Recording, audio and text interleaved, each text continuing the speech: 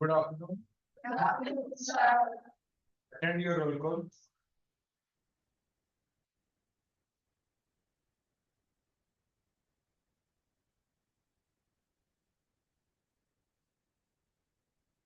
Tanisha, 02 present, sir. Priya, 03 present, sir. Bhumika, 04 present, sir. Santosh, Aarti, 06 present, sir. Pankaj, Archana, 8 present, sir. Shyam Parik, 10 present, sir. Sneha, 12 present, sir. Deepak, Anudaya, 18 present, sir. Rakshita, 20 present, Muskan, Rashi, 20, Sanjana, Renuka, Kritika, 25, Prachi Saini, Priya, 27 present, sir. Sakshi, Priya, Moni, Vinay, 21 present, sir. Palak, Yes, sir. Ashita, Yes. Ritesh, Janvi, Present, sir. 14. Jatin, Present, sir. 41. Twinkle, Niti, Yes, sir. 14 present. Yogita, Yes, sir. 45. Sapna, Yes, sir. 46. Meher, Dipesh, Yes, sir. 48. Vishal, Yes, sir. 16. Disha, Komal, Yes, sir. 50. Sagar, Yes, sir. 53. Kajal, Yes, sir. Nidhi, Krish, Manisha, Parul, Aman, Alisha, Disha, Tamanna, Anju, Yes, sir. Mohsin, Yes, sir. Aditi Suhag, Hemlata, Radhika, Nidhi, Present, sir. 7. Preeti, Present, sir. Vijay, Present, sir. 7. Aman, Jatindaya, Parvesh, Komal, Present, sir. 7. हो गई सभी की attendance? Yes, sir.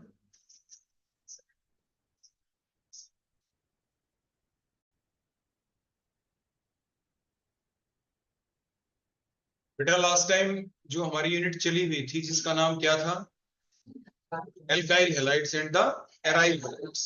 तो उसमें कौन कौन सा portion अभी तक हमने किया है? एक तो इंट्रोडक्टरी पार्ट जिसमें हमने इनका डेफिनेशन देखी, आखिर एल्काइल हैलाइड होते क्या है, एराइल हैलाइड्स क्या है, उनके आइपैक नेमिंग आपने सीखी। फिर आपने ये भी तो सीखा था ना साथ के साथ कि जो एल्काइल हैलाइड्स में जो हेलोजन होते हैं वो हमेशा ही सेकेंडरी फंक्शनल ग्रुप का काम करते हैं, चाहे वो अकेले क्यों ना प्रेजेंट हो। जैसे नाइट्रो कंपाउंड भी ऐसे ही होते हैं, ये आपने देखा था। फिर उसके बाद आपने देखा कि जो एल्काइल हैलाइड्स हैं इनकी प्रिपरेशन पार्ट के ऊपर हम आ गए थे। फिर प्रिपरेशन के दौरान हमने आपको बताया कि एल्काइल हैलाइड को आप किसी भी कंपाउंड से प्रिपेयर कर सकते हैं, वो कोई भी हो। आप एल्केन ले लें, एल्कीन, एल्काइन, एल्कोहल, एमीन्स, आपके aldehyde, ketones, carboxylic acid, acid amide, acid derivative, कोई भी आप ले लें, किसी से भी आप एल्काइल हैलाइड को प्रिपेयर कर सकते हैं।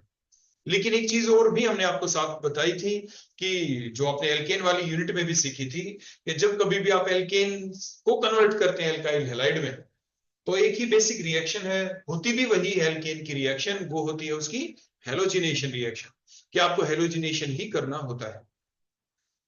ठीक है, इतनी बात आ गई सभी को समझ में?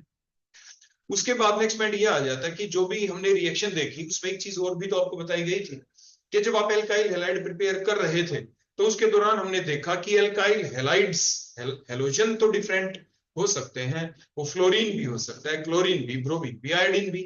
तो उसके बेसिस के ऊपर हमने alkyl, fluoride, chloride, bromide, iodide की बजाय पहले हमने देखा था कि बेंजीन रिंग के ऊपर अगर हमें Cl लगाना हो, Br लगाना हो, तो हमने देखा कि क्लोरोबेंजीन और ब्रोमोबेंजीन को तो आप इजीली सिंपल जो रिएक्शन होती है आपकी बेंजीन रिंग की हेलोजिनेशन रिएक्शन, उससे आप प्रिपेयर कर सकते हैं और गुड यील्ड में कर सकते हैं। लेकिन आपने देखा जब आप आयोडीनेशन करते हैं तो हमें आयोडोबेंजीन हाई यील्ड में नहीं मिलता, लो यील्ड में मिला था। रीजन क्या था कि आयोडीन लीस्ट रिएक्टिव होता है, रिएक्शन रिवर्सिबल हो जाती है।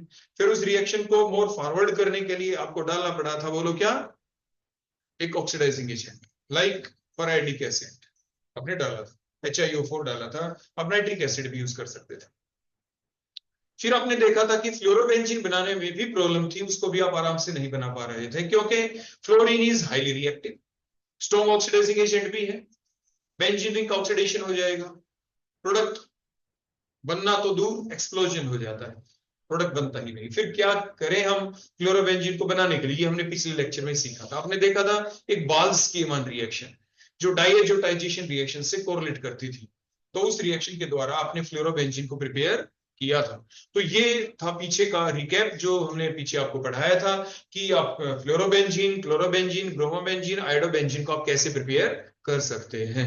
इसी टाइप से अब हमारा अगला जो काम होगा, फिलहाल जो भी हम आपको बताने वाले हैं कि आपने एरोमेटिक कंपाउंड में तो देख लिया, अगर हमारे पास हो एलिफेटिक कंपाउंड तो उसके अंदर भी अगर हमें फ्लोरीन लगाना हो, क्लोरीन लगाना हो, ब्रोमीन लगाना हो, आयोडीन लगाना हो तो हम कैसे लगाएं, रिएक्टेंट कौन लें ताकि हमारा वही एल्काइल हैलाइड बन जाए, एल्काइल फ्लोराइड बन जाए, एल्काइल ब्रोमाइड बन जाए, एल्काइल आयोडाइड बन जाए, तो वो काम हम कैसे करें। तो उसमें से कुछ पोर्शन तो हमने बता दिया था, लेकिन फिर भी थोड़ा सा आपको रिमेमोराइज करा देते हैं। देखो आपने कुछ ऐसे किया था,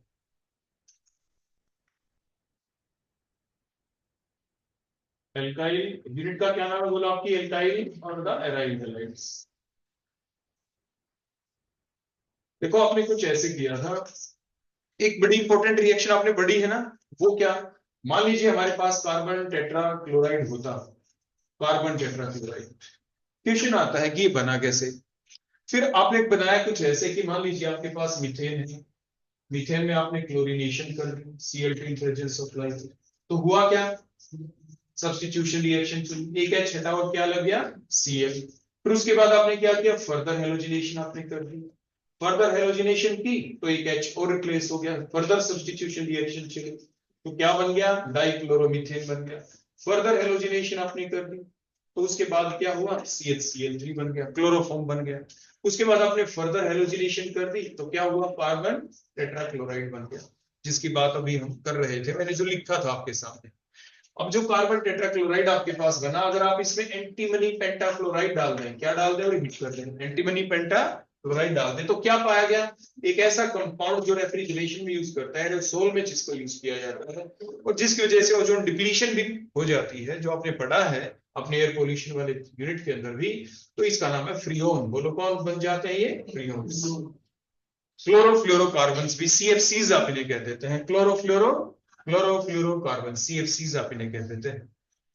तो ये इसके दौरान आपने देखा कि किस तरीके से आप एक X को हटा के दूसरे X को लगा सकते हैं, वो X यहाँ पे बोलो कौन था, क्लोरीन। तो जब कभी भी आपको RCl से RF बनाना हो तो भी आप यही रिएजेंट कर लेंगे, यूज एंटीमनी पेंटा क्लोराइड डाल के आप हीटअप कर देते हैं। ठीक हो गया, ये एक सिंपल सब्स्टिट्यूशन रिएक्शन की सीरीज थी जो आपने देखा कि किस तरीके से आप मीथेन को क्लोरोमीथेन, मीथेन को डाइक्लोरोमीथेन, मीथेन को, ये आपका क्लोरोफॉर्म है यहाँ पे, बोलो कौन है ये, क्लोरोफॉर्म, कि किस तरीके से आप इनको प्रिपेयर कर सकते हैं। अब साथ के साथ एक चीज और हम आपको यहाँ पे बताना चाहेंगे, ये जो ये कार्बन टेट्राक्लोराइड है यहाँ पे, जैसे ही आप एल्केन के अंदर हेलोजन की कंसंट्रेशन बढ़ाते हैं, हेलोजन कंटेंट बढ़ाते हैं, हेलोजन की परसेंटेज बढ़ाते हैं। देखो एक चीज आपको पहले हमने सिखाई थी ना, किसी भी कंपाउंड के अंदर आपसे ये पूछा जा सकता है, फॉर एग्जांपल मीथेन में दो ही तो एटम, एक कार्बन है एक हाइड्रोजन, आपसे पूछा जा सकता है what is the percentage of carbon in methane, what is the percentage of hydrogen in methane. मान लीजिए मैं आपको सिर्फ यहां से बता दूं, कार्बन का मास 12 है और हाइड्रोजन 4 हो गया तो 16। जब भी आपको कार्बन की परसेंटेज निकालनी हो तो 12/16 मल्टीप्लाइड बाय आप 100 कर दें, तो ये परसेंटेज ऑफ कार्बन आपके पास है। हाइड्रोजन की निकालनी हो तो 4/16 कर दें मल्टीप्लाइड बाय 100 कर दें, तो ये परसेंटेज बोलो किस चीज की आ गई, यहाँ पे हाइड्रोजन आ गई। सिमिलरली किसी भी कंपाउंड के अंदर आप किसी भी एलिमेंट की परसेंटेज बड़े सिंपल तरीके से कैलकुलेट कर सकते हैं, सिंपल मैथमेटिक्स से आप इसमें पूछ लें, बताएं इसमें कार्बन कितने परसेंट, क्लोरीन कितने परसेंट, फ्लोरीन कितने परसेंट इस पर्टिकुलर कंपाउंड में। तो जब पूरे कंपाउंड का मोलर मास लेना होता है, जैसे यहाँ पे मोलर मास 12 + 4 16 हो गया था, और हर किसी के मोलर मास का आपको अलग से पता था, कार्बन का 12 है, हाइड्रोजन 4 है तो 4 हो गया, तो उसके बेसिस के ऊपर हमने परसेंटेज निकाल ली थी। तो ऐसे किसी की भी आप परसेंटेज निकाल सकते हैं किसी भी कंपाउंड के अंदर। ठीक हो गया, अक्सर कॉम्पिटिटिव एग्जाम में ऐसा क्वेश्चन पूछा जाता है। अब पॉइंट ये आ गया कि हम क्लोरोफॉर्म तक यहाँ पे पहुंच गए, एग्जाम में क्वेश्चन आ गया how can you prepare the chloroform, how can you prepare the carbon tetrachloride. तो जो चीज मैं आपको यहाँ पे बताने जा रहा था कि जैसे जैसे क्लोरीन की कंटेंट बढ़ती है वैसे वैसे ये जो सब्सटेंस है क्लोरीन आते ही साथ उसकी जो इनफ्लामेबल नेचर होता है ऑर्गेनिक सॉल्वेंट का वो डिक्रीज होना स्टार्ट हो जाता है। तो इसलिए आपने देखा होगा इसको पायरीन के नाम से जाना जाता है, पायरीन। और ये फायर एक्सटिंग्विशर का भी काम करता है। किस का काम करता है? फायर एक्सटिंग्विशर की फॉर्म में इसको यूज किया जाता है, उसमें इसको यूटिलाइजेशन है इसकी। अगला पॉइंट अब हम आपको ये बताना चाहेंगे यहाँ पे कि ये जो क्लोरोफॉर्म हमने बना लिया, एक तरीका तो आपने सिंपल देख लिया कि किस तरीके से आप मीथेन से ही बना सकते हैं। क्या कहीं और से भी हम इसको प्रिपेयर कर सकते हैं? तो आप कहेंगे बिल्कुल कर सकते हैं। तो फिर आप पूछेंगे कि वो कौन सा तरीका है, फिर हम आपको ये बताएंगे कि आप है ना या तो कोई एल्कोहल ले लें, जैसे ऐसे एल्कोहल। लेकिन क्वेश्चन ये आया कि जो एल्कोहल लें वो कैसा एल्कोहल लें, या आप कोई एल्डिहाइड ले लें, या फिर आप कोई कीटोन ले लें, या क्या ले लें आप कोई कीटोन, जिससे आप क्लोरोफॉर्म को बना सकते हैं। फिर कैसे बनाएं? हमारे पास एक ऐसा एल्कोहल होना चाहिए वो कार्बन जिसपे OH उसी कार्बन के ऊपर एक CH3 जरूर अटैच हो, मिथाइल मिथाइलेटेड आपका एल्कोहलिक ग्रुप हाइड्रोक्सी।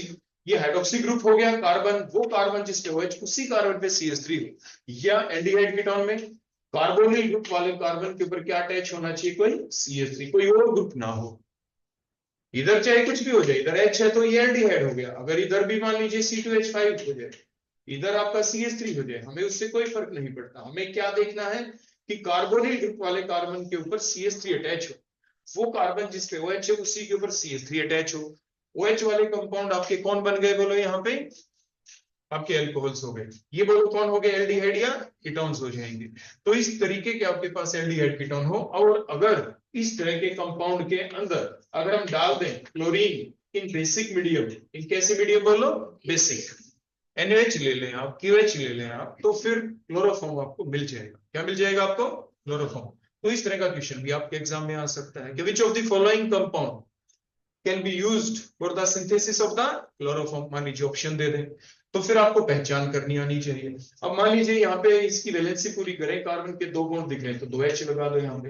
यहाँ पे फॉर एग्जांपल हम एक H लगा दें इस टाइप से। मान लीजिए कई बार एग्जाम में ऐसा किया जाता है कि ये नाम दे दिया मान लीजिए CH3OH, और आपको ये कह दिया जाए क्या आप इससे क्या नाम है क्लोरोफॉर्म को प्रिपेयर कर सकते हैं, सिंथेसाइज कर सकते हैं।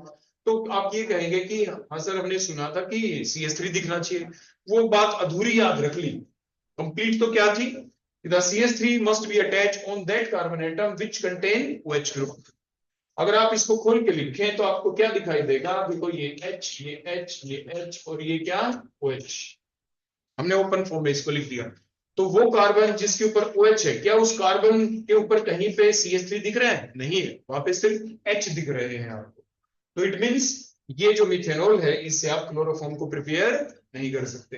यानी इस तरीके से Cl2 ऑब्लिक में KOH डाल के प्रिपेयर नहीं कर सकते, अदरवाइज तो कर सकते हैं। फिर आप कहेंगे सर अदरवाइज का क्या मतलब है? ये जो रिएक्शन है ना बेटा यहाँ पे, इसको कहते हैं आप हेलोफॉर्म रिएक्शन। बोलो कौन सी रिएक्शन? अगर आप यहाँ पे I2 लिख देंगे, I2 तो CHI3 आयोडोफॉर्म बन जाएगा जो एंटीसेप्टिक का काम करता है। क्योंकि आपके एल्काइल हैलाइड वाली यूनिट है तो उसमें आप क्लोरीन भी यूज कर सकते हो, ब्रोमीन भी यूज कर सकते हो, आयोडीन भी यूज कर सकते हो। अगर आप यहाँ पे I2 ले लेंगे तो बोलो क्या बनेगा? आयोडोफॉर्म, जो आपके स्लेबाई के अंदर भी है, जो आप लैब के अंदर सिंथेसिस भी करते हैं, प्रिपरेशन है आपके प्रैक्टिकल के दौरान, iodo to prepare the iodoform. और आयोडोफॉर्म जब आप बनाते हैं तो आमतौर पे आप जैसे इथेनॉल ले लेते हैं, कई बार इथेनॉल ले लेते हैं, इस टाइप से आपको बनाना पड़ता है। ठीक हो गया? उसके बाद ये हेलोफॉर्म रिएक्शन हो गई। हम कह रहे हैं क्या हेलोफॉर्म रिएक्शन से क्लोरोफॉर्म बनाना है तो उसके लिए किस तरह के रिएक्टेंट हो? तो ये रिएक्टेंट कुछ इस टाइप के होने चाहिए, तो मींस मिथेनॉल उस कैटेगरी में नहीं आता। अदरवाइज मिथेनॉल से भी आप ये बना सकते हैं। कैसे? वो हेलोफॉर्म रिएक्शन नहीं होगी। फिर अगर हेलोफॉर्म रिएक्शन नहीं होगी तो फिर कैसे बनाएंगे? हेलोफॉर्म रिएक्शन नहीं होगी तो देखो आपने पढ़ा था ना प्रिपरेशन का चार्ट जो मैंने आपको पीछे बनवाया था, उसमें आपने देखा था कि OH को हटा के Cl लगाना हो तो क्या करें बताओ? OH को हटा के Cl लगाना हो तो डार्जन रिएक्शन भी थी। आप थाइनाइल क्लोराइड डालते थे जैसे SOCl2 और हीट कर देते हैं, तो SO2 प्लस HCl, 2 गैसेस निकल गई। बेस्ट मेथड था ये आपका, बन गया ना ये। और इससे फिर आगे रास्ता आपके पास है। क्लियर हो गई बात? देखो कई बार ये चीज मैंने आपको साथ के साथ इसलिए बता दी कि हम क्या करते हैं कि जब हम इस चीज के ऊपर, मान लीजिए मैं पूरा लेक्चर आज इसी के ऊपर दे देता हेलोफॉर्म के ऊपर ही, तो आपके दिमाग में चीज बैठ जाती है कि मिथेनॉल से क्लोरोफॉर्म नहीं बना सकते, मिथेनॉल से क्लोरोफॉर्म नहीं बना सकते। मैं कई बार इस चीज को बोल चुका होता, लेकिन ये बात ये है कि हम मिथेनॉल से क्लोरोफॉर्म हेलोफॉर्म रिएक्शन के द्वारा नहीं बना सकते। क्वेश्चन हमारा यानी पूरी लाइन अब कंप्लीट होती है, अदरवाइज तो बना ही सकते हैं। तो अगर मैं ये चीज ना बताता तो आप एग्जाम में क्या करते कि आ जाता एग्जाम में कन्वर्ट मिथेनॉल इनटू क्लोरोफॉर्म, तो आप नीचे लिखाते लाइन वी काउंट प्रिपेयर। वहां पे तो ये कहा ही नहीं ना कि आप हेलोफॉर्म रिएक्शन के द्वारा बनाए, वहां पे तो ये था इसको इसमें कन्वर्ट कर दें। कन्वर्ट आप कैसे भी करें, आपकी मर्जी है ना, जरूरी थोड़ी ना कि आप हेलोफॉर्म रिएक्शन यूज करें, दूसरा तरीका आपको बता ही दिया। और यहाँ पे भी स्टेप बाय स्टेप लिखने की जरूरत नहीं होती। यहाँ पे आपको दिख रहा है कि आपने ये कन्वर्ट किया, ये Cl2 फिर Cl2 दो बार लिखने की जरूरत नहीं, आप एक ही बार लिख दें Cl2 लिख में HNO और यहाँ पे इसको बना दें और यहीं पे लिख दें 2 मोल ऑफ Cl2 यूज कर लिया हमने, डायरेक्ट इकट्ठे यूज कर लिए, ये 2H आपके हट गए और 2 क्या लग गए वहां पे Cl। ये बनाना हो तो एक ही स्टेप में लिख दीजिए, तो हमने स्टेप बाय स्टेप दिखाया आपको, एक ही लाइन में भी आप लिख सकते हैं जब हम कन्वर्जन करें। आगे बेटा बात समझ में यहां तक? ठीक है, तो ये तो मैंने आपको बता दिया, बोलो किस चीज के बारे में, हेलोफॉर्म के बारे में, आपके कार्बन टेट्राक्लोराइड के बारे में, जिसे पायरीन भी आप कह देते हैं, कि किस तरीके से इसको प्रिपेयर किया जा सकता है। अब देखो एक चीज और बता देता हूं आपको, चलो मान लीजिए ये आपके पास क्लोरोफॉर्म है और ये जो क्लोरोफॉर्म देखो आपका बन गया, यहाँ पे हेलोफॉर्म रिएक्शन के द्वारा हमने इसको प्रिपेयर कर लिया, ये तो हो गई बात है। अब अगर हम जो ये क्लोरोफॉर्म है इसके बारे में भी एक पॉइंट साथ के साथ हम डिस्कस कर लेते हैं कि जब कभी भी आप क्लोरोफॉर्म को यूज करते हैं लेबोरेटरी के अंदर, आपने देखा होगा लास्ट टाइम भी मैंने कंपाउंड के बारे में आपको ऐसा बताया था कि जब कभी भी आप इसको किसी बोतल में डाल के रखते हैं तो बोतल आपकी ब्राउन कलर की होनी चाहिए। बोलो कैसी होनी चाहिए? तो the chloroform always be stored in the brown colour bottles, किस लिए? To cut off the light, आपकी लाइट को कट ऑफ करने के लिए। और इसको हमेशा टॉप तक भर के रखते, ब्रिंग तक भर के रखते, BRIM ब्रिंग वाला टॉप तक बिल्कुल ऊपर, क्योंकि अगर क्लोरोफॉर्म यहाँ हाफ है इस बोतल के अंदर, मान लीजिए आपने इस बोतल को भाई यूज तो करेंगे ही, ऐसा तो है नहीं आप उसको कभी लैब में यूज नहीं करेंगे, आपकी हाफ हो गई और इसके अंदर आपकी क्लोरोफॉर्म है यहाँ पे, और देखो जो खाली पोर्शन है वहां पे बोलो कौन होती है? एयर। एयर तो होगी ही, एयर होगी तो ऑक्सीजन भी होगी, तो होगा क्या जब कभी भी आपके इसकी रिएक्शन होगी इसके साथ तो फोस्जीन गैस बन जाएगी। बोलो क्या बन जाएगी? फोस्जीन। ये एक पॉइजनस गैस होती है। बोलो क्या होती है? क्योंकि एयर है, एयर में ऑक्सीजन है और बाहर से बोलो क्या आ गई यहाँ पे? लाइट। अगर लाइट आ जाए, डार्क कलर बोतल इसलिए लेते हैं ताकि कम से कम लाइट ना आए, अगर लाइट नहीं आई तो ये रिएक्शन नहीं चलेगी, फिर नहीं चलेगी रिएक्शन, लाइट की प्रेजेंस में ही चलेगी।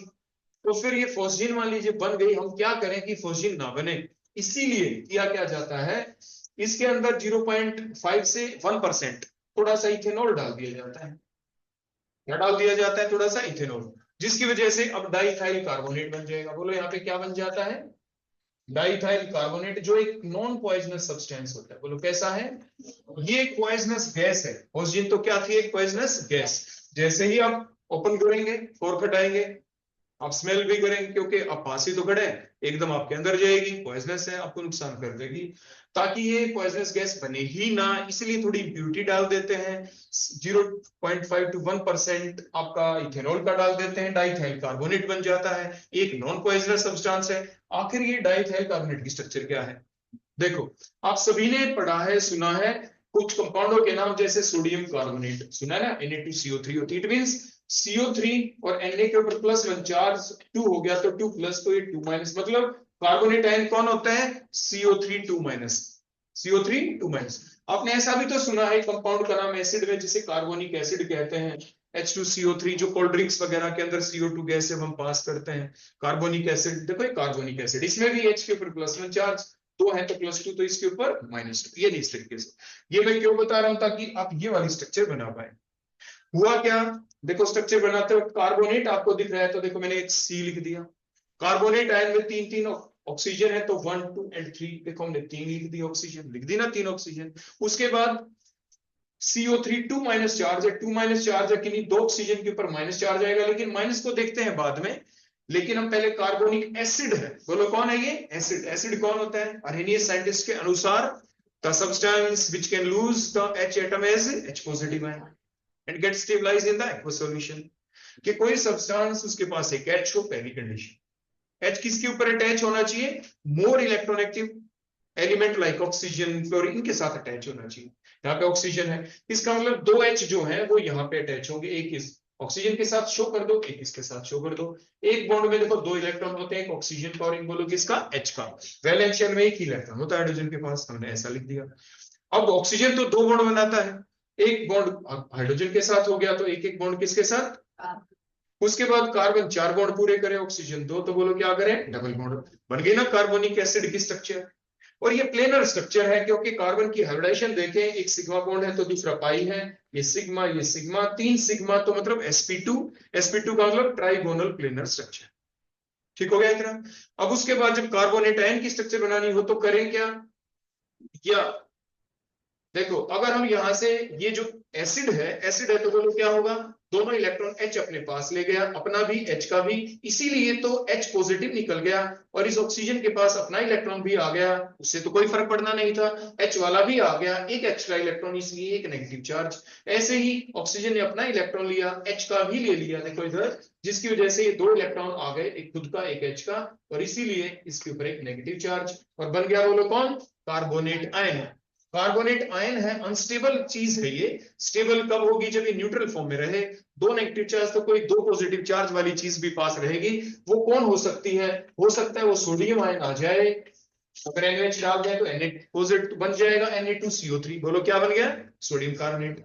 K पॉजिटिव डाल दें, K2CO3, पोटेशियम कार्बोनेट बन गया। अगर हम यहाँ पे कोई कोवलेंट कंपाउंड बनाना चाहें, कोवलेंट, तो क्या होगा, जो ये दो बॉन्ड यहाँ पे खाली थे, अगर हम यहाँ पे लगा दें कोई स्टेप से CH2 सिंगल बॉन्ड CH3, ऐसे ही मैं इधर भी लिख दूं, इकट्ठा करके लिख देते हैं, चलो C2H5 पे कोई इस चीज को इथाइल ग्रुप लगा दिया तो कहेंगे डाई इथाइल हो गए, और कार्बोनेट तो था ही, बोलो नाम क्या बन गया, डाइथाइल कार्बोनेट, तो ये था डाइथाइल कार्बोनेट। इसमें अगर आप देखें, एक तो ये CO हो गया, देखो मैंने C बड़ा O बड़ा लिख दिया, प्लस में OC2H5 है, OC2H5 है जो आपके बुक में लिखा मिलता है कुछ इस टाइप से, OC2H5 का बोलो क्या, OS लिख देते हैं।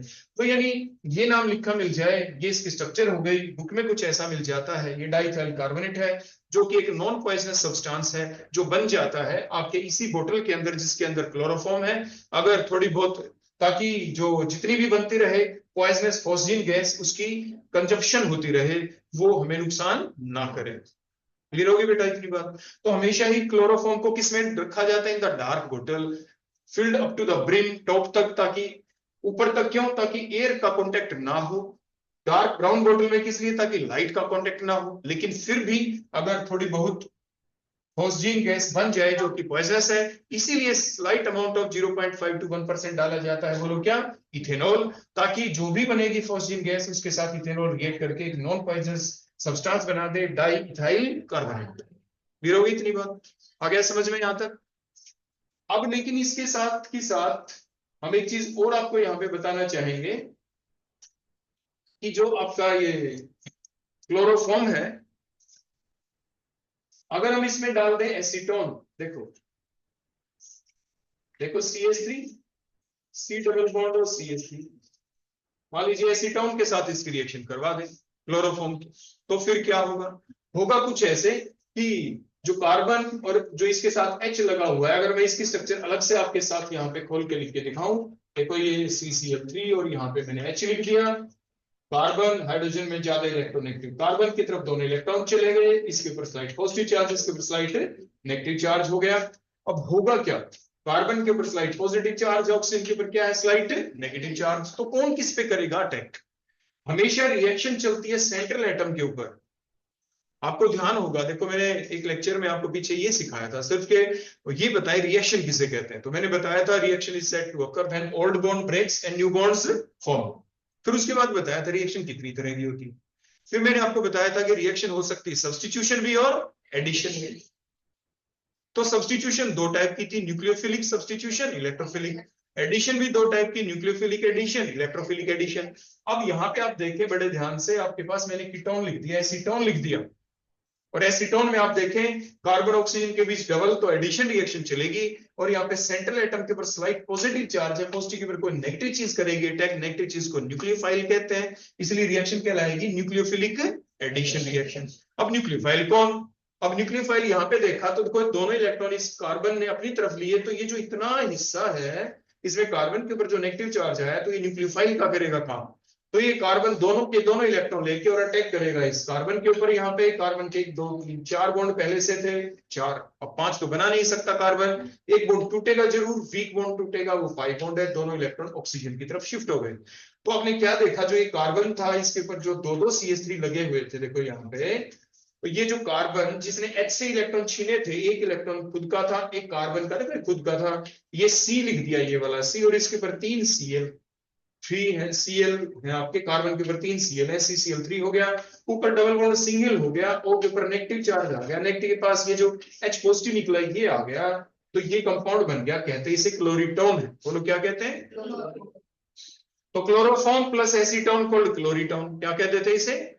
इसे क्लोरीटोन कह देते हैं। आगे ना बात समझ में, ये हिप्नोटिक का काम करता है, तो ये चीज हमें ध्यान रखनी है। तो ये अगली रिएक्शन होगी, बोलो किस चीज की? किस चीज की थी? क्लोरोफॉर्म की रिएक्शन। एक क्लोरोफॉर्म की पहली रिएक्शन किसके साथ देखी आपने? ऑक्सीजन के साथ, जब पॉइजनस फॉस्फीन गैस बनी थी। दूसरी रिएक्शन किसके साथ देखी? एसीटोन के साथ, जब क्लोरीटोन बन गया। क्या बन गया? अब एक नाम और आपको बताते हैं, आ गया बेटा यहां तक समझ में?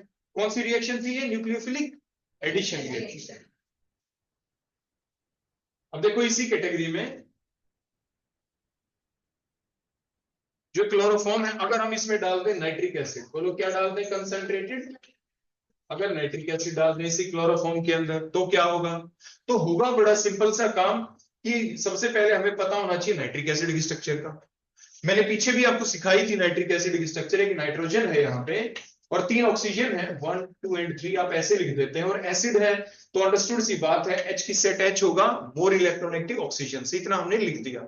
उसके बाद बड़ी बेसिक सी बातें ध्यान रखनी, कौन एटम कितने बॉन्ड बनाता है, उसकी कॉन्फ़िगरेशन के बेसिस के ऊपर आप इन बातों को करते हैं एक्सप्लेन। तो हमने क्या देखा, नाइट्रोजन और ये ऑक्सीजन के बीच एक बॉन्ड और बन गया, क्योंकि ऑक्सीजन को 2 बॉन्ड बनाने थे, ये भी ठीक हो गया। अब नाइट्रोजन ऑक्सीजन 2 बॉन्ड बनाएगा, ये भी ठीक हो गया। लेकिन अब नाइट्रोजन तो 3 ही बॉन्ड बनाता है, 3 बॉन्ड बनाने के बाद ऑक्सीजन, नाइट्रोजन के पास क्या बच गया? एक लोन पेयर। अब क्या करे?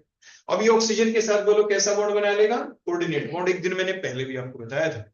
अब होगा क्या, ये नाइट्रिक एसिड की स्ट्रक्चर आपके पास, यही नाइट्रिक एसिड हमने डाला क्लोरोफॉर्म के अंदर, तो क्या हो? बड़ा सिंपल सा काम, जो भी आपने देखा था वो क्या, कि अभी आपने देखा था ना कि ऑक्सीजन अगर ये दोनों इलेक्ट्रॉन अपनी तरफ ले जाए तो OH नेगेटिव निकल जाएगा। बोलो क्या निकल जाएगा? अगर ये चला जाए तो ये OH यहां से आ जाए और यहां से H आ जाए, बोलो क्या निकलेगा? Overall water. तो बच के आ गया यहाँ पे CCl3, और ये पोर्शन बोलो कौन है? NO2। इसे क्लोरोपिक्रीन कहते हैं। क्या कहते हैं इसे? इसे टीयर गैस भी कह देते हैं, इसे आंसू गैस भी कह देते हैं। क्या कह देते हैं इसे? तो इस टाइप से टीयर गैस को प्रिपेयर कर लिया जाता है। तो ये हो गई क्लोरोफॉर्म की अगली रिएक्शन, नेक्स्ट रिएक्शन। आगे इस समझ में?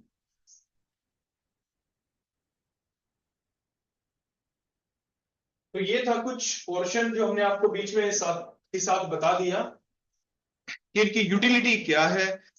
जो बीच में आपने रिएक्शन देखी थी एल्केन की, कि किस तरीके से एल्केन की जो सिंपल हेलोजिनेशन रिएक्शन थी, उसमें जो आपके अलग अलग प्रोडक्ट बनते चले गए अलग अलग स्टेप के ऊपर, जिसमें क्लोरोफॉर्म बना। ये क्लोरोफॉर्म से रिलेटेड सारी बातें आपको बता दी गई। उसके बाद एक पॉइंट और आपको बता देते हैं, जो क्योंकि वो अलग है हटके इसी से। मान लीजिए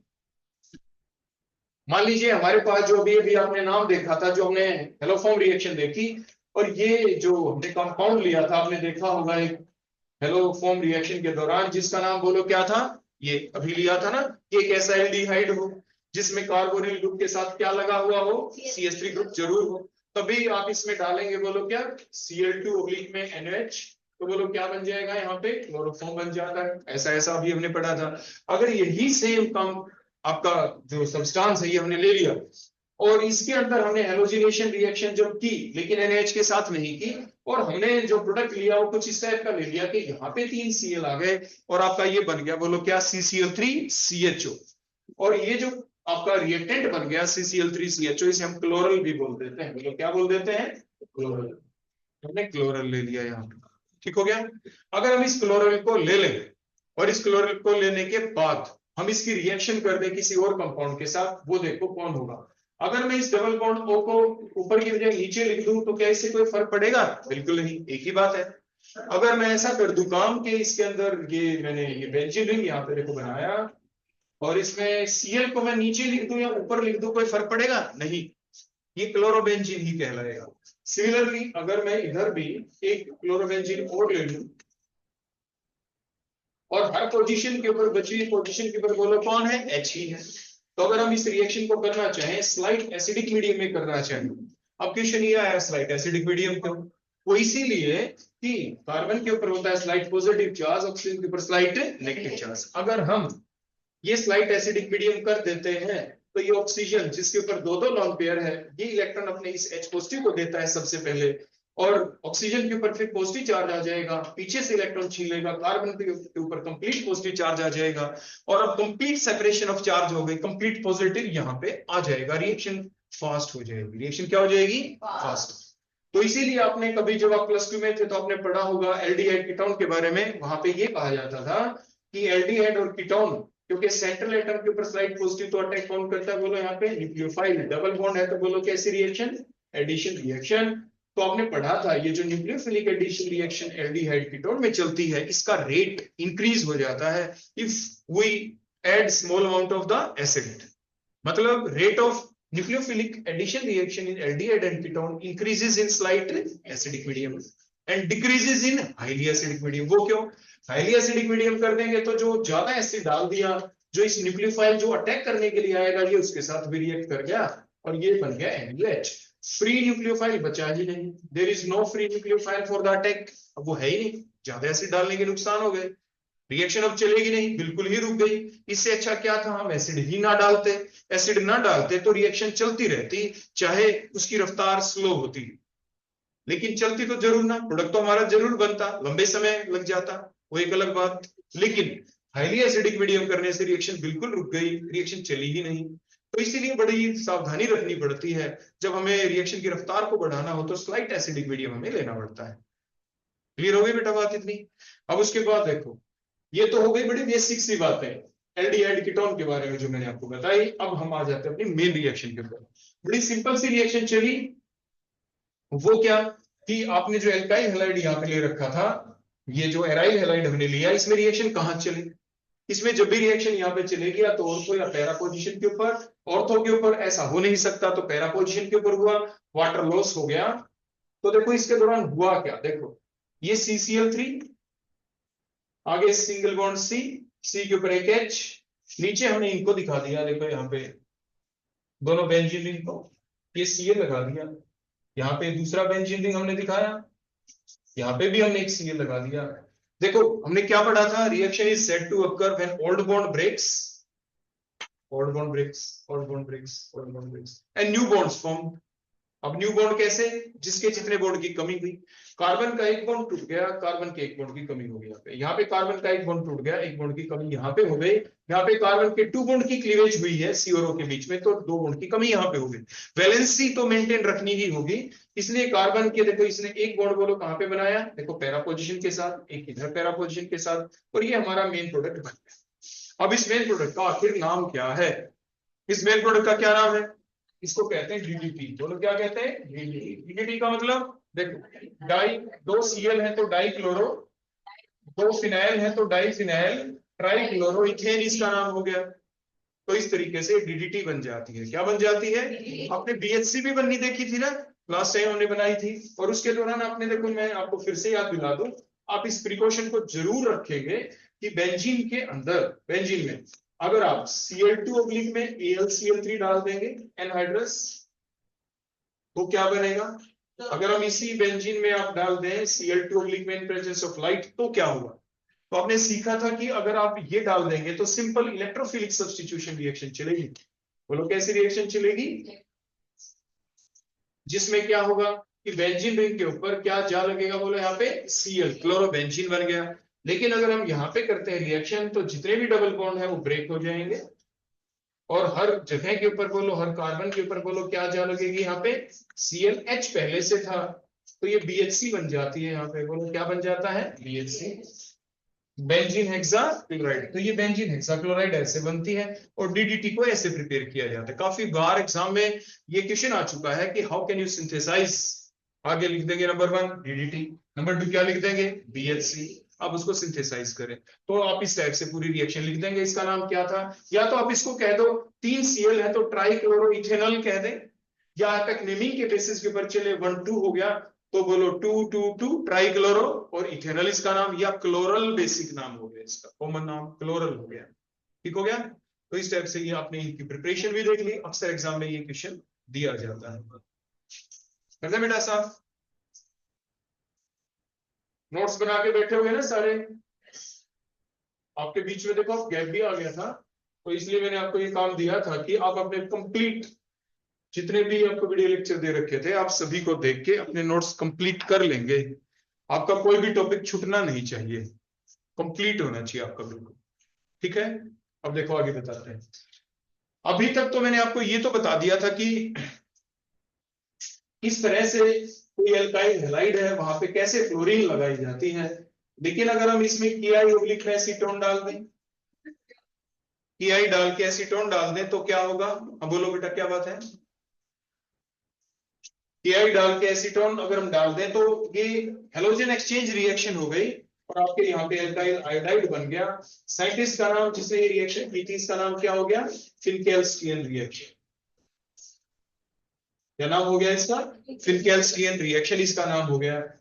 अगर आप, जैसे मैंने आपको बताया था, अगर आप एंटीमनी पेंटाक्लोराइड डाल के हीट कर देंगे तो बोलो क्या बन जाएगा, एल्काइल फ्लोराइड बन जाता है। क्या बन जाता है, एल्काइल फ्लोराइड। तो इस टाइप से आप एल्काइल फ्लोराइड भी बना सकते हैं।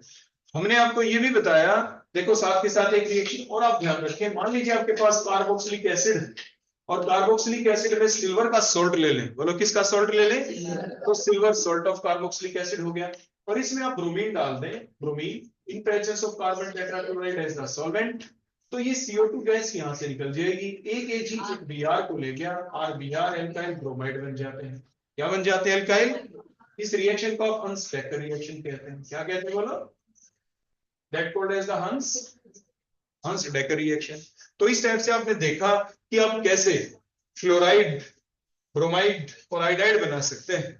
और क्लोराइड का तो अभी आपने देखा ही था, पीछे वो पूरी सीरीज हमने लिखी थी जिसमें आपका 1 Cl 2 Cl 3 Cl क्लोरोफॉर्म या चारों Cl हटा दें तो किस तरह से कार्बन टेट्राक्लोराइड बना था, या पायरीन को हमने सिंथेसाइज किया था। तो आप डिफरेंट हैलाइड्स को भी इस टाइप से प्रिपेयर कर सकते हैं।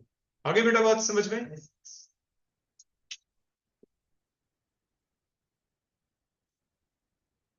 अब देखो आगे, अब हम आपको ये बताना चाहेंगे यहाँ पे कि अब हम लेंगे कुछ कंपैरेटिव रिएक्शन। कैसी रिएक्शन लेंगे, कुछ कंपैरेटिव टाइप की रिएक्शन।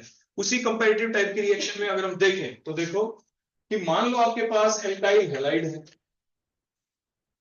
ये तो एल्काइल हैलाइड आपके पास, ये एल्काइल हैलाइड आपके पास। आपने क्या किया, आपने इसमें डाल दिया यहाँ पे एक्वस OH, तो क्या होगा।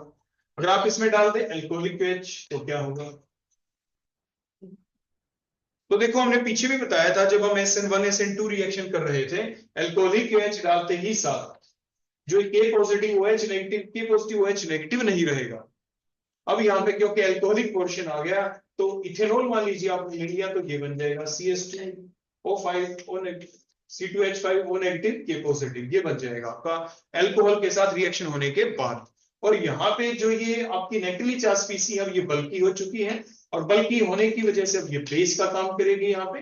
और यहाँ पे सिंपल KOH डाला तो OH नेगेटिव है, ये स्मॉल साइज है इसका, और स्मॉल साइज होने की वजह से ये यहाँ पे न्यूक्लियोफाइल का काम करेगी।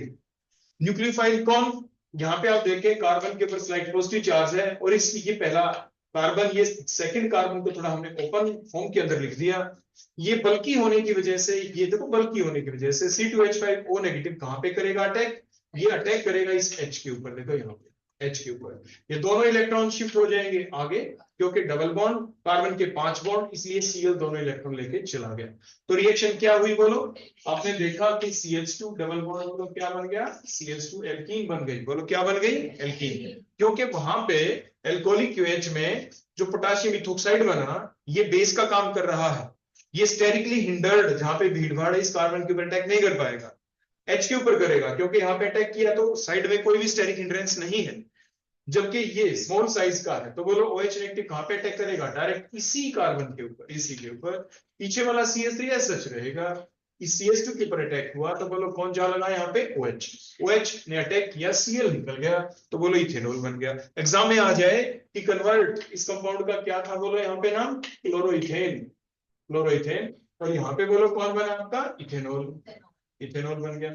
और यहाँ पे बोलो कौन बना था आपका, इथीन, ये आपका इथीन था। अगर आ जाए कन्वर्ट क्लोरोइथेन इनटू इथेनॉल तो आप एक्वस केस डालेंगे। अगर आ जाए convert it into the ethene तो आप क्या डालेंगे, एल्कोहलिक केस।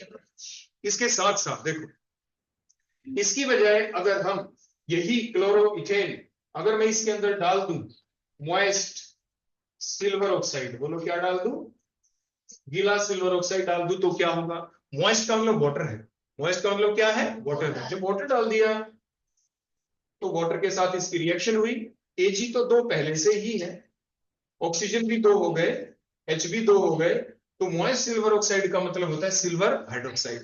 सिल्वर हाइड्रोक्साइड आ गया तो फिर से वही काम, Ag positive OH negative, OH negative ने फिर से किया वहां पे अटैक जैसे एक्वस QH में हुआ था, और बोलो क्या बन गया, इथेनॉल। तो कहने का मतलब आप क्या बना सकते हैं, बोलो इथेनॉल। तो जब कभी भी आपको क्लोरोइथेन को किस में करना हो कन्वर्ट, इथेनॉल में, तो आप एक्वस QH डालें या मॉइस्ट सिल्वर ऑक्साइड डाल दें, एक ही बात है।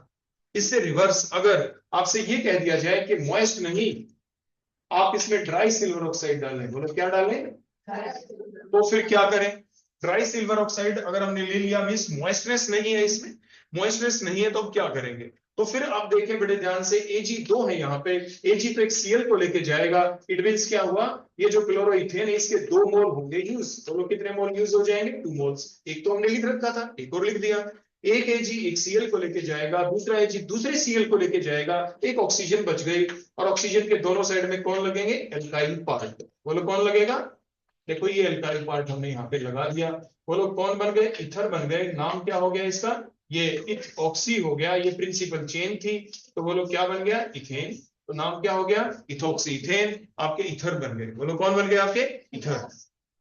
क्लियर हो गई आगे बात समझ में। अब उसके साथ ही साथ एक काम क्या हुआ, देखो इसको मैं यहां से बेस जो लिखा था ना ये हटा देते हैं, इसको थोड़ा मैं अच्छे से लिख देता हूं दोबारा से, एल्कोहलिक QH को एल्कोहलिक QH लिखा रहने देते हैं। ये जो CH3 था इसको दोबारा से मैंने अच्छे से लिख दिया CH।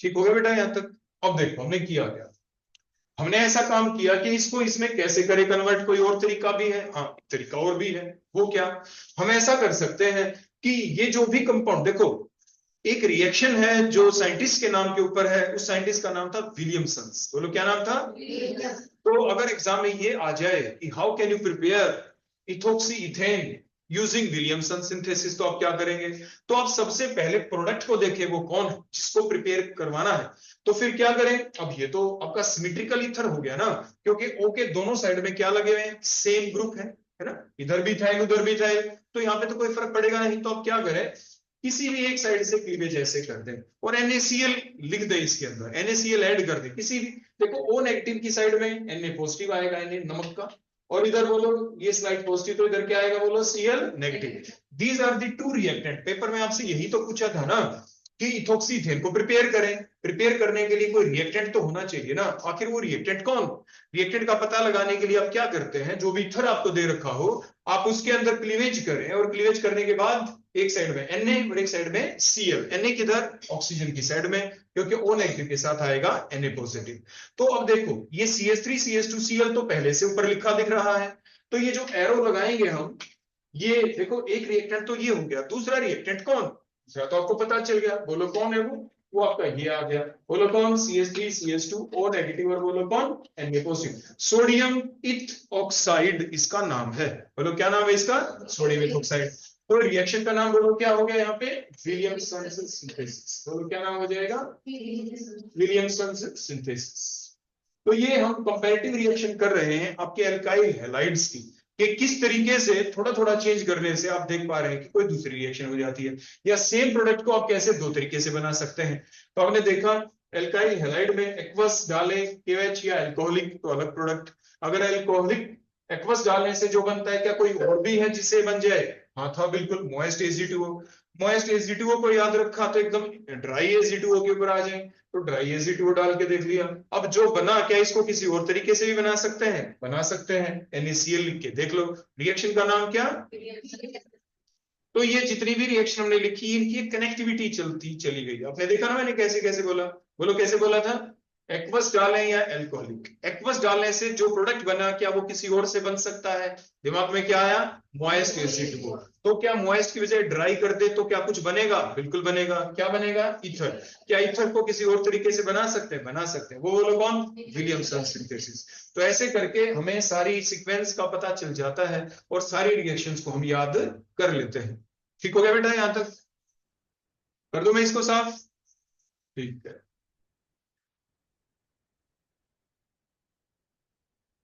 और ये इंटर कन्वर्जन तो देखो आने ही होता है कि कन्वर्ट दिस इनटू दिस, जो भी आएगा आपका। अब देखो इसी को मैंने फिर से लिख दिया CH3 CH2 Cl, देखो क्लोरोइथेन में फिर से लिखा आपके सामने, तो यहाँ क्लोरोइथेन। अब इसमें फर्दर रिएक्शन, फर्दर और क्या क्या हो सकती है? फॉर एग्जांपल मान लीजिए मैंने इसमें डाल दिया KCl, A positive CN negative. मान लीजिए इसमें मैंने डाल दिया AgCl, ऐसे डाल दिया। आपने क्या देखा? आपने ये देखा कि यहाँ पे तो KCl के अंदर अगर आप देखें तो ये तो एक आयनिक कंपाउंड है। आपने सुना भी है ना पोटेशियम साइनाइड सबसे इतना खतरनाक जहर है ये कि टंग के ऊपर रखा और दैट्स ऑल, यानी इसका कोई टेस्ट नहीं बता पाया, ऐसा कहा जाता है इसके बारे में। अब वो धारणा है या क्या है वो एक अलग बात। तो हुआ क्या? देखो KCl हमने डाला तो इसमें आपने क्या देखा कि अब दो पॉसिबिलिटी है यहाँ पे तो पॉसिबिलिटी देखो एक है, नाइट्रोजन के ऊपर लोन पेयर है, कार्बन के पूरे 4 बॉन्ड हो गए, कंपाउंड कोवेलेंट है। तो बॉन्ड सिर्फ नाइट्रोजन के थ्रू बन सकता है, नाइट्रोजन के थ्रू बनेगा बॉन्ड, कार्बन के ऊपर स्लाइड पॉजिटिव चार्ज, यहाँ पे Cl दोनों इलेक्ट्रॉन लेके निकल गया, नाइट्रोजन के थ्रू हुआ अटैक। तो नाइट्रोजन के थ्रू जब होगा अटैक तो प्रोडक्ट क्या बनेगा? उनके थ्रू गुना बॉन्ड, तो NC मतलब आइसोसाइनाइड, आइसोनाइट्राइल बन, कार्बाइल एमीन भी आप इन्हीं को कह देते हैं। तो NC के कई है नाम, आइसोसाइनाइड कह दो, आइसोनाइट्राइल कह दो, या कार्बाइल एमीन। बोलेंगे दो कार्बन तो इथाइल कार्बाइल एमीन, आप कॉमनली इसको ऐसे पुकार सकते हैं। अब देखा हमने तो इसमें दो पॉसिबिलिटी आ गई, कार्बन के थ्रू और N के थ्रू, क्योंकि आयनिक है ना, ये नेगेटिव चार्ज जो आपको दिख रहा है कार्बन के ऊपर है। तो आपने देखा कार्बन के ऊपर नेगेटिव चार्ज, ये ट्रिपल बॉन्ड N हो गया, और ट्रिपल बॉन्ड जो N हुआ तो नाइट्रोजन के ऊपर भी लोन पेयर। अब क्वेश्चन ये उठा कि अब की बार जहां पे तो नाइट्रोजन ने लोन पेयर देके यहाँ पे और रिएक्शन चल गई थी हमारी, अब की बार क्या हो? अब हमने देखा कि when there are two possibility for the donation of the electron, then which of the atom will donate the electron? The atom which has the low electronegativity, because the atom which has more electronegativity वो क्या करेगा? अपने electron को खुद पकड़ के रखेगा, है ना, टाइटली हेल्ड होंगे वो इलेक्ट्रॉन्स उस एटम के ऊपर, because nitrogen is more electronegative than carbon. अब किसके थ्रू डोनेशन होगी? कार्बन के थ्रू होगी डोनेशन। आगे वही काम C के थ्रू बन गया बॉन्ड, तो आपने क्या लिखा? CH3 CH2 और बोलो क्या? Cl बन गया ना। नाम क्या? 1 2 3 कार्बन, तीनों कनेक्टिविटी में है, इसीलिए 3 कार्बन के लिए प्रोप यूज करेंगे, सिंगल बॉन्ड तो एन यूज करेंगे। नाम हो गया प्रोपेन नाइट्राइल, और बना कहां से? क्लोरो इथेन से। बोलो कहां से बना? सिमिलरली यहाँ पे आपने देखा आइसोसाइनाइड बन गया। बिल्कुल इसी टाइप से अगर हम इसमें डाल देते यहाँ पे पोटेशियम नाइट्राइट, देखो K पॉजिटिव ONO, देखो ऐसे, या सिल्वर नाइट्राइट डाल देते इसमें, देखो इस टाइप से AgONO, देखो इस टाइप से सिल्वर नाइट्राइट अगर आप इसमें डाल दें, बोलो क्या डाल दें? सिल्वर नाइट्राइट डाल दें, तो फिर क्या होगा? तो देखो ऐसा होगा जैसे अभी आपने सीखा था। क्या सीखा आपने? पोटेशियम नाइट्राइट, जैसे पोटेशियम साइनाइड एक आयनिक कंपाउंड था, यहाँ पे पोटेशियम नाइट्राइट भी बोलो क्या है? एक आयनिक कंपाउंड। सिल्वर नाइट्राइट एक कोवलेंट कंपाउंड। आप देखें यहाँ पे, बोलो क्या पॉसिबिलिटी बनी कि यहाँ पे ऑक्सीजन के पास लोन पेयर, यहाँ पे नाइट्रोजन के पास lone pair, which is less electronegative? ठीक है, यहाँ पे आप बड़े ध्यान से देखिए, ऑक्सीजन के ऊपर नेगेटिव चार्ज, नाइट्रोजन के ऊपर भी लोन पेयर है, नाइट्रोजन के ऊपर भी बोलो क्या है? Lone pair. तो अब हमें फिर वही सेम चीज देखनी है कि आखिर अटैक हो तो कहां से हो। तो फिर देखो बड़ी सिंपल सी बात यहाँ पे आपके सामने निकल के आई कि यहाँ पे तो देखो ऑक्सीजन तो अवेलेबल है नहीं, तो किसके थ्रू होगा अटैक? यहाँ पे देखते हैं, अब ऑक्सीजन भी अवेलेबल है, नाइट्रोजन के ऊपर भी अवेलेबल है, तो आपके दिमाग में क्वेश्चन आया कि sir nitrogen is less electronegative, जैसे आपने अभी बताया था ऑक्सीजन इज मोर इलेक्ट्रोनेगेटिव, तो इसीलिए ऑक्सीजन अपने इलेक्ट्रॉन को पकड़े रखेगी, तो डोनेशन तो किसको करनी चाहिए, यहाँ पे भी नाइट्रोजन को करनी चाहिए। लेकिन जब कभी भी किसी एटम के ऊपर एक्सेस चार्ज इलेक्ट्रॉन डेंसिटी हो जाती है रिक्वायरमेंट से ज्यादा, तो वो उसको डोनेट करने की कोशिश करता है, अपने आप को स्टेबलाइज करने की कोशिश करता है। एक्सेस किसी को नहीं चाहिए, तो इसके ऊपर एक्सेस ऑफ नेगेटिव चार्ज आ गया ऑक्सीजन पे, क्योंकि ऑक्सीजन न्यूट्रलाइज फॉर्म में इसके पास 2 लोन पेयर थे। अब कितने लोन पेयर हो गए, 3। देखो नेगेटिव चार्ज का मतलब ये होता है, देखो ये बॉन्ड था, बड़े ध्यान से देखो, देखो समझाने के लिए बताता हूं। ऑक्सीजन के ऊपर 2 लोन पेयर थे, नाइट्रोजन के ऊपर 1। बॉन्ड टूटा, ऑक्सीजन ने इस बॉन्ड के दोनों इलेक्ट्रॉन अपनी तरफ ले लिए, और लेने की वजह से ये तीसरा लोन पेयर बन गया, ऑक्सीजन के ऊपर आ गया नेगेटिव चार्ज, और ये है ए पॉजिटिव, जो बॉन्ड था टूट गया, आयनिक कंपाउंड था।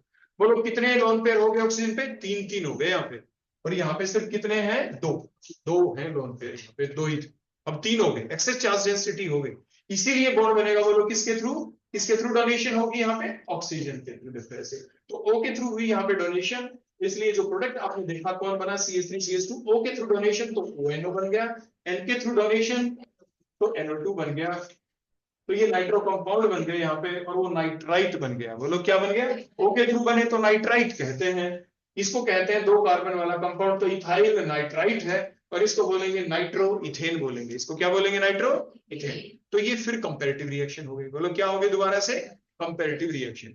आगे बात समझो बेटा यहां तक। अब इसके बाद हम रिएक्शन देखेंगे इसकी अमोनिया के साथ। अब हम इसकी रिएक्शन किसके साथ देखने वाले हैं, अमोनिया के साथ, कंपैरेटिव ही रिएक्शन होगी वो भी। देखो CH3 CH2 Cl।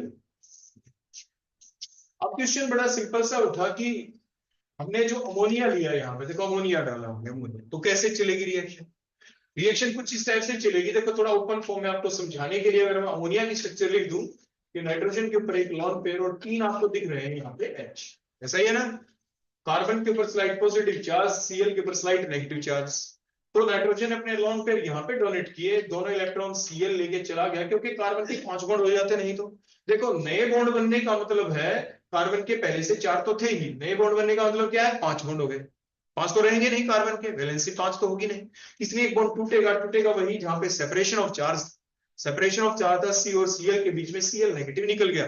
लेकिन अगर ये नाइट्रोजन अपने इलेक्ट्रॉन पेयर वहां पे डोनेट कर देगा, तो इस नाइट्रोजन के ऊपर भी आ जाएगा पॉजिटिव चार्ज, लेकिन नाइट्रोजन पे क्यों आए, इसलिए नाइट्रोजन साथ के साथ यहाँ पे जो इसके साथ 3 H लगे हुए हैं, किसी एक NH बॉन्ड के दोनों इलेक्ट्रॉन को अपनी तरफ ले लेगा, क्योंकि अब नाइट्रोजन का पॉजिटिव चार्ज फिनिश, ओवरऑल यहाँ से H पॉजिटिव निकला है ना, तो दोनों इलेक्ट्रॉन चले गए, H का भी चला गया, यहाँ से Cl नेगेटिव निकला, ओवरऑल बोलो क्या निकला, HCl, और बोलो वहां पे क्या जा लगा, NH2, तो इस तरह से बन गया इथेन एमीन। बोलो क्या बन गया, इथेन एमीन। जब आपने किससे बनाया, क्लोरो इथेन को इथेन एमीन में आपने कन्वर्ट कर दिया।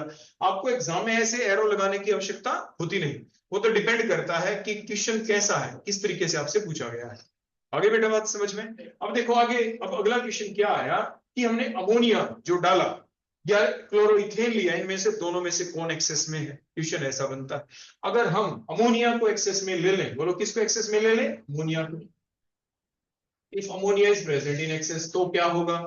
अगर हम ले लें एल्काइल हैलाइड को एक्सेस में, बोलो किसको, यहां पे भी अमोनिया लिया लेकिन not in excess, not in excess, not in excess का मतलब क्या है, अमोनिया एक्सेस में नहीं।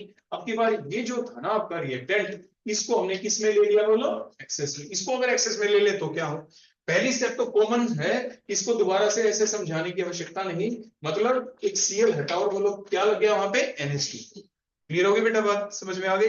मतलब हम क्या शो कर रहे हैं आपके सामने कि 2 रिएक्शन है, एक रिएक्शन ऐसी जिसमें अमोनिया एक्सेस में डाल दें तो क्या बनेगा हमारा फाइनल प्रोडक्ट, अगर हम एल्काइल हैलाइड को ले लें एक्सेस में तो क्या बनेगा फाइनल प्रोडक्ट, वो इधर देखने जा रहे हैं।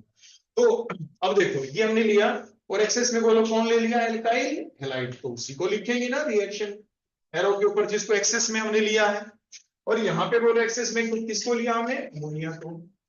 Amine ammonia, no further reaction, no further reaction, बस यही बन गया जो बनना था। आपने देखा नाइट्रोजन के ऊपर एक R ग्रुप लग गया, कहते हैं आप इसे प्राइमरी एमीन है। बोलो क्या कहते हैं आप इसे, primary amine is the final product. बोलो कौन बन गया, प्राइमरी एमीन बन गया। अमोनिया डाला, नो फर्दर रिएक्शन। यहाँ पे क्या हुआ, एमीन बना, प्राइमरी एमीन बना। बोलो कौन बना था यहाँ पे भी, प्राइमरी एमीन, लेकिन एक्सेस में कौन ले लिया, एल्काइल हैलाइड ले लिया। अब क्या होगा, देखो आपने अभी ये समझा था ना मैकेनिज्म, यहाँ पे इस मैकेनिज्म में आपने क्या समझा था, आपने ये समझा कि इस ओरल रिएक्शन के दौरान जो एन के ऊपर 3 एच हैं, उन 3 एचओ में से एक एच हटा और उस एक एच की जगह कौन लगा, एल्काइल ग्रुप लगा। अभी तो 2 एच और भी बाकी हैं, 2 एच और बाकी है ना। तो देखो ये प्राइमरी एमीन बना, एक एच हट के एक एल्काइल ग्रुप लगा, 2 एच बाकी हैं, तो इसका मतलब कितने एल्काइल ग्रुप और आप डाल सकते हो, 2। तो 2 एच 2 Cl को ले जाएंगे, 2 HCl निकल जाएंगे यहाँ पे, और होगा क्या, जो ये नाइट्रोजन है, जिस नाइट्रोजन के ऊपर लगा हुआ था एक इथाइल ग्रुप, अब लग जाएंगे, बोलो कितने इथाइल ग्रुप, बताओ बताओ शाबाश, 3 इथाइल ग्रुप लग जाएंगे। मैंने इकट्ठा करके लिख दिया, C2H5 C2H5 और बोलो क्या, C2H5, टर्शियरी एमीन बन गई। बोलो कौन बन गई, लेकिन ध्यान रखें मैंने एक स्टेप बीच में मैंने स्किप कर दी, पहले सेकेंडरी एमीन बनेगी प्राइमरी से, फिर टर्शियरी बनेगी, और अभी अभी भी रिएक्शन रुकी नहीं।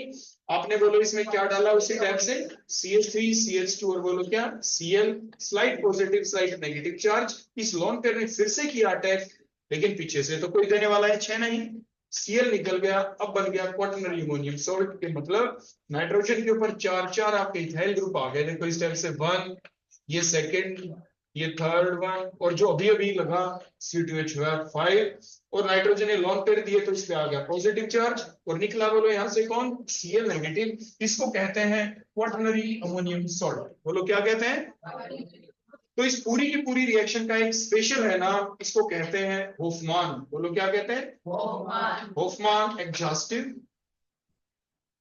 होफमान एग्जॉस्टिव एल्काइलेशन। बोलो इसे क्या कहते हैं आप, तो होफमान एग्जॉस्टिव एल्काइलेशन के दौरान प्रोडक्ट क्या बने, a mixture of product is formed, means primary amine is formed, secondary amine is formed, tertiary amine is formed, and the quaternary ammonium salt is formed. और क्या बन गया बोलो, क्वाटरनरी अमोनियम सॉल्ट भी यहाँ पे बन गया।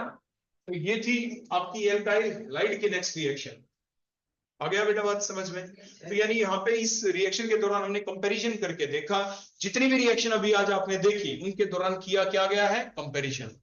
आपने क्या क्या देखा, एल्कोहलिक के H डाला, उसको एक्वस के साथ देखा, एक्वस डालते ही आपने देखा कि वैसा प्रोडक्ट और कब बन सकता, आपने देखा मॉइस्ट Ag2O डाल दें, फिर आपने देखा मॉइस्ट डालें तो ड्राई डाल दें तो क्या होगा, फिर आपने ड्राई डाला तो ईथर बन गए, फिर ईथर को एक दूसरे तरीके से बनाया जिसको विलियमसन सिंथेसिस आपने कहा। उसके बाद फर्दर कंपैरिजन आपने किया, जो आयनिक कोवलेंट टाइप के रिएजेंट लेके, वो आपके KCN AgCN लिया, फिर KONO लिया और AgONO लिया, जिसके बेसिस के ऊपर आपने देखा।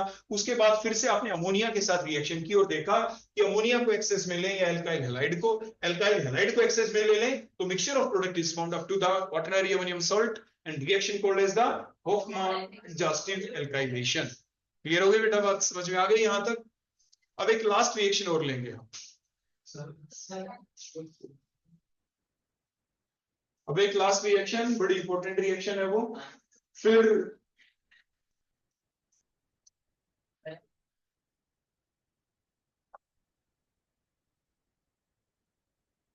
देखो, अब आपके कोई ऐसा क्वेश्चन आपके एग्जाम में आ जाए जिसमें आपको ये कह दें कि हमारे पास मान लीजिए कोई एल्काइन है, कोई हम एल्काइन ले लें, और आपको ये कह दिया जाए कि इस एल्काइन को एक हायर एल्काइन में कन्वर्ट कर दें। देखो ऐसे CH3 C∼C ऐसे, या इधर भी CH3 लगा दें, या इधर C2H5 लगा दो, इस टाइप से कोई भी लोअर एल्काइन को हायर एल्काइन में कन्वर्ट करें। तो आप कैसे कन्वर्ट करेंगे, आपने पिछले सेमेस्टर में पढ़ा था कि जो एल्काइन होती है, इन एल्काइन के अंदर ये जो कार्बन है जिसकी हाइब्रिडाइजेशन अगर आप चेकआउट करेंगे तो 1 सिग्मा 2 तो पाई, 1 सिग्मा 2 सिग्मा का मतलब sp हाइब्रिडाइजेशन है, इसका मतलब 50% s कैरेक्टर है, मतलब ये कार्बन इलेक्ट्रोनेगेटिव है। बोलो ये कार्बन बोलो कैसा है, इलेक्ट्रोनेगेटिव कार्बन है, मतलब अब इसके ऊपर जो भी H अटैच है उसके इलेक्ट्रॉन अपनी तरफ छीन सकता है। छीनेगा कैसे, आराम से नहीं, तभी जब इस H को कोई इलेक्ट्रॉन बाहर से दे दे, और वो कंपाउंड हमने बाहर से डाला सोडाइमाइड Na पॉजिटिव NH2 नेगेटिव, इस NH2 नेगेटिव ने अपने इलेक्ट्रॉन H को दिए, H को देते ही साथ H ने आराम से इलेक्ट्रॉन ले लिए, दोनों इलेक्ट्रॉन कार्बन अपनी तरफ ले जा पाया। क्यों? क्योंकि इसके अंदर 50% s कैरेक्टर है, ये मोर इलेक्ट्रोनेगेटिव है। लेकिन बिना बेस डाले ये ऐसा नहीं कर सकता। कब करेगा? जब इसमें हमने क्या डाला? बेस। बेस डालने से रिएक्शन फैसिलिटेट हो गई, इंक्रीज हो गई, रिएक्शन की रफ्तार बढ़ गई। अब ऐसा करने से क्या हुआ? देखो अगली स्टेप के अंदर यहाँ पे जो हमें ये प्रोडक्ट बनाना था, अभी देखो हम इधर लिख देते हैं H, और इधर ये कार्बन के पास दोनों इलेक्ट्रॉन आ गए, एक अपना एक H का नेगेटिव, और नेगेटिव के पास कोई पॉजिटिव आ गया। बोलो पॉजिटिव कौन है? Na positive. अब हमें जो भी यहाँ पे लगाना है ग्रुप, जो भी ग्रुप लगाना है वही एल्काइल हैलाइड लिख दें आप। फॉर एग्जांपल आप CH3 लगाना चाहते हैं तो आप CH3 लिख दो और आगे क्या लगा दो? Cl। आपको C2H5 लगाना है तो आप क्या करें? यहाँ पे आप यहाँ पे CH3 सिंगल बॉन्ड CH2 और सिंगल बॉन्ड Cl आप ये ले लें। होगा क्या? कार्बन के ऊपर स्लाइड पॉजिटिव चार्ज, Cl के ऊपर स्लाइड नेगेटिव चार्ज। ये कार्बन जिसपे नेगेटिव चार्ज है, ये इतनी बड़ी जो स्पीसी है, ये खुद यहाँ पे न्यूक्लियोफाइल का कर रही है काम। बोलो किस चीज का? न्यूक्लियोफाइल कौन होता है? जो अपने इलेक्ट्रॉन किसको दे दे? कार्बन को। अगर ये H को दे दे तो बेस, H को तो देगी नहीं, क्योंकि H को दे दिए तो दोबारा से वही बैक टू रिएक्टेंट। तो इसने इलेक्ट्रॉन दिए कार्बन को, दोनों इलेक्ट्रॉन Cl लेके यहां से निकल गया, और कार्बन का नया बॉन्ड बोलो किसके साथ बना? इसके साथ। देखो ये कौन है? ये H, C triple bond C, और इधर बोलो कौन जा लगा? CH2 CH3। ये है वो नया बॉन्ड जहां पे मैंने दो डॉट लगा दी। Na पॉजिटिव के साथ बोलो कौन निकल गया? Cl negative. तो ये है साइड प्रोडक्ट, और आपका एक लोअर एल्काइन किसमें कन्वर्ट हो गया? हायर एल्काइन में। इसको कहा जाता है असेंडिंग ऑफ सीरीज। क्या कहते हैं आप? तो मींस इसका नाम क्या था? दो कार्बन वाला इथाइन हो गया, और ये बोलो कौन हो गया? 1 2 3 4 ब्यूटाइन हो गया। बोलो कौन हो गया? तो आपने इथाइन को ब्यूटाइन में कन्वर्ट कर दिया। रोल आया बीच में एल्काइल हैलाइड का। With the help of the alkyl halide ही आप ऐसा कर पाए। ठीक हो गया बेटा? आगे यहां तक बात समझ में? अब एक छोटा सा पोर्शन और जो बचा हुआ है वो है यहाँ पे, बोलो किस चीज का? जो अभी मैंने यूज किया वर्ड, जिसे कहते हैं असेंडिंग ऑफ सीरीज। क्या कह रहे थे? इसी असेंडिंग ऑफ सीरीज में कुछ रिएक्शन ऐसी हैं जो आप पहले ही पढ़ चुके थे आपके एल्केन वाले चैप्टर के अंदर, सिर्फ उनको रिकैप्चुलेट करेंगे हम यहाँ पे। और वो जो रिएक्शन है वो कौन कौन सी हैं? जैसे फॉर एग्जांपल वुड्स रिएक्शन, मैंने लिखा भी था शायद एक दिन, वुड्स रिएक्शन थी। दूसरी जो रिएक्शन है उसका नाम फिटिक रिएक्शन है। एक रिएक्शन होगी जिसका नाम वुड्स फिटिक रिएक्शन होगा। एक रिएक्शन ऐसी होगी जिसका नाम उल्मान रिएक्शन होगा। ठीक हो गया? तो वुड्स रिएक्शन कैसी रिएक्शन है? जिसमें आप एल्काइल हैलाइड के 2 मोल्स लेंगे। एल्काइल हैलाइड के बोलो कितने मोल आप यूज करते हैं? 2। सोडियम और ड्राई ईथर की प्रेजेंस में रिएक्शन होगी। NaCl लेके यहां से निकल गया, और बोलो कौन बन गया आपका? इथेन। तो आपने क्लोरोमीथेन को किसमें कन्वर्ट कर दिया? इथेन में। वुड्स रिएक्शन है। उसके बाद आ गई फिटिंग। फिटिंग में आप क्या करते हैं? यहाँ पे आप बेंजीन रिंग ले लेंगे, क्लोरोबेंजीन के 2 मोल आपने लिए, बिल्कुल इसी टाइप से 2 मोल्स ऑफ क्लोरोबेंजीन, और उसी टाइप से सेम रिएजेंट, वही बातें नहीं आपस में, ड्राई ईथर आपने डाला, उसी टाइप से NaCl 2 बेंजीन रिंग आपस में कनेक्ट हो गए, 2 फिनाइल ग्रुप आपस में कनेक्ट हो गए, और बन गया बाइफिनाइल। बोलो कौन बन गया? या डाइफिनाइल आप कह सकते हैं। सिमिलरली इन दोनों का मिक्सचर ले लें, मतलब एक मोल तो ले लें आप एल्काइल हैलाइड का, और दूसरा मोल आप किस चीज का ले लें? बोलो बेंजीन रिंग आप ले लें। तो इस टाइप से, और सेम रिएजेंट आप डाल दें जो भी आपने डाला था। सोडियम ड्राई ईथर डाल के आप हीट कर दें। हीट हर एक में करना है आपको, आप हर केस में हीट तो करेंगे ही। तो अब होगा क्या? उसी टाइप से बेंजीन रिंग के ऊपर बोलो कौन जा लगा? यहाँ पे CH3 ग्रुप लग गया। जरूरी नहीं CH3 और C2H5 भी हो सकता है। एल्काइल बेंजीन आपके बन गए। उल्मान में क्या करेंगे? फिटिक जैसी रिएक्शन है, लेकिन यहाँ पे आप आयोडीन ले लेंगे। आयोडोबेंजीन के 2 मोल आप लेंगे, आयोडोबेंजीन के 2 मोल्स आप लेंगे, और इसको कॉपर के ट्यूब में डाल के हीट कर देंगे। हीट कर देंगे कॉपर के ट्यूब में, CuI2 बन जाएगा, और 2 मोल आपके फिनाइल रिंग जो है दोबारा से आपस में जुड़ गए, और फिर से क्या बन गया? बाइफिनाइल बन गया। डाइफिनाइल आपका बन जाता है। तो ये आपकी कैसी रिएक्शन हो गई? बोलो कैसी? उल्मान रिएक्शन। अगर आप यहाँ पे जो वुड्स रिएक्शन थी, अगर आप वुड्स रिएक्शन के साथ एक रिएक्शन और लिखना चाहें यहाँ पे, जिसका नाम क्या है? कोरेहाउस रिएक्शन, उसमें आप करते क्या है? आप एल्काइल हैलाइड का जो ये आपने एक मोल लिया, और अनसिमेट्रिकल आपको एल्केन बनाने होते हैं। For example CH3 CH2 CH3, मान लीजिए आपको ये बनाना हो प्रोपेन, यहां से, तो क्या करें? CS3 तो देखो यहां से आपको दिख गया, जो दूसरा मोल आपको दिख रहा है ये गिलमान रिएजेंट की फॉर्म में आप रिएजेंट लेते हैं, देखो यही मैंने लिख दिया CS3CS2 और इसका ट्वाइस कर दें, इसके भी 2 मोल आप ले लें उसी टाइप से, लेकिन यहाँ पे लिथियम और कॉपर इसके साथ लेते हैं, इसका नाम होता है गिलमान रिएजेंट। बोलो क्या नाम है इसका? Reagent is called as the Gilman's reagent. और जो रिएक्शन है, रिएक्शन का नाम था कोरेहाउस रिएक्शन। बोलो कैसी रिएक्शन? LiCl निकल गया, CuCl निकल गया और CH3 के साथ एक C2H5, दूसरे CH3 के साथ दूसरा C2H5, ऐसे ऐसे 2 मोल बन जाते हैं। रिएक्शन कहलाती है कोरेहाउस रिएक्शन। ये रिएक्शन भी किसकी है? एल्काइल हैलाइड की। रिएक्शन ये सारी किसकी थी? Alkyl halide, aryl halide, alkyl aryl का मिक्सचर और आपके एराइल हैलाइड हो गया। तो अभी तक आज जो हमने पढ़ा वो सारा का सारा क्या था? रिएक्शंस थी आपकी किस चीज की? लास्ट में आगे कुछ एराइल हैलाइड भी पहले थी, एल्काइल हैलाइड की रिएक्शन। और साथ के साथ बिल्कुल स्टार्टिंग में आज हमने आपको बताया था कि किस तरीके से क्लोरोफॉर्म बनता है, कहां से बनता है और क्लोरोफॉर्म फर्दर कौन सी रिएक्शन में इन्वॉल्वमेंट अपनी शो कर सकता है। आपने देखा था क्लोरोफॉर्म से अपनी टीयर गैस भी बनाई, क्लोरोफॉर्म से अपनी क्लोरीटोन भी बनाया जो हिप्नोटिक का काम करता है। जो किसी का काम करता था? हिप्नोटिक का काम कर जाता है। अब यहां तक किसी बच्चे को कोई डाउट तो वो मेरे से पूछ सकता है। अब में से किसी भी बच्चे को कोई भी डाउट तो आप मेरे से क्वेश्चन पूछ सकते हैं। आप घर पे जाके भी अच्छे से प्रैक्टिस करें, एक दूसरे को अच्छे से सुनाएं, लिख लिख के देखें बार बार, और कैसे आप याद करें। मैंने कई कई बार एक ही रिएक्शन को बोला है आपके सामने ताकि आपको याद हो जाए अच्छे से, नहीं तो एक बार बोलने से भी काम चल सकता है। अब किसी को कोई डाउट तो मेरे से पूछना है किसी को? कुछ नहीं पूछना? ठीक है बेटा, आप जा सकते हैं। कल इससे आगे प्रोसीड करेंगे, यहां तक अच्छे से याद करके ही आए।